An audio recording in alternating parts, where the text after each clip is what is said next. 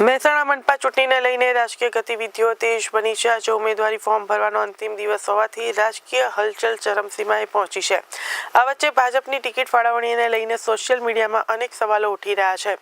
Ward number 6માં માર્કેટયાર્ડના વેપારી ધીરજ કરમચંદાણીને ticket આપવામાં આવતા વિવાદ સર્જાયો છે। પાર્ટી સાથે કોઈ ખાસ જોડાણ કે યોગદાન ન હોવા છતાં તેમને ઉમેદવારી અપાતા કાર્યકરોમાં અસંતોષ જોવા મળી રહ્યો છે। ચર્ચાઓ મુજબ તેઓ પાર્ટીની મીટિંગ કે કાર્યક્રમોમાં પણ ક્યારેય સક્રિય રહ્યા નથી, જેના કારણે ટિકિટ ફાળવણી અંગે તર્ક વિતર્ક શરૂ થયા છે। બીજી તરફ ભાજપ દ્વારા એક મહત્વપૂર્ણ અને અલગ નિર્ણય પણ લેવામાં આવ્યો છે। કમલમમાં પટાવાળા તરીકે ફરજ બજાવતા રમેશચંદ્ર ભીલને વોર્ડ નંબર 11માં ઉમેદવાર બનાવવામાં આવ્યા છે।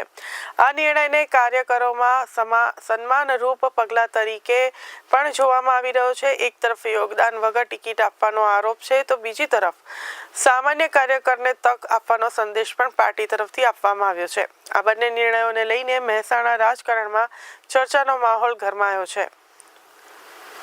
મારું નામ રમેશચંદ્ર પોપટલાલ ભીલ। પાર્ટીએ મને વોર્ડ નંબર 13માંથી એસટી આદિવાસી સીટ ઉપર ટિકિટ આપેલી છે। મને પાર્ટીએ ટિકિટ આપી, મને બહુ આનંદ થયો કે પાર્ટીએ મારી કદર કરી। આટલો વર્ષો જૂનથી હું પાર્ટીમાં પટાવાળા તરીકે નોકરી કરું, એટલે પાર્ટીએ મને ટિકિટ આપી છે। પહેલાં મારી પત્નીને 2021માં ટિકિટ આપી હતી 10 નંબર વોર્ડમાં। અત્યારે એ 10 નંબર વોર્ડનો 13 નંબર વોર્ડ થયો। અમારી મહાનગરપાલિકા બની એટલે મારી પત્ની તો જીતેલા જ છે।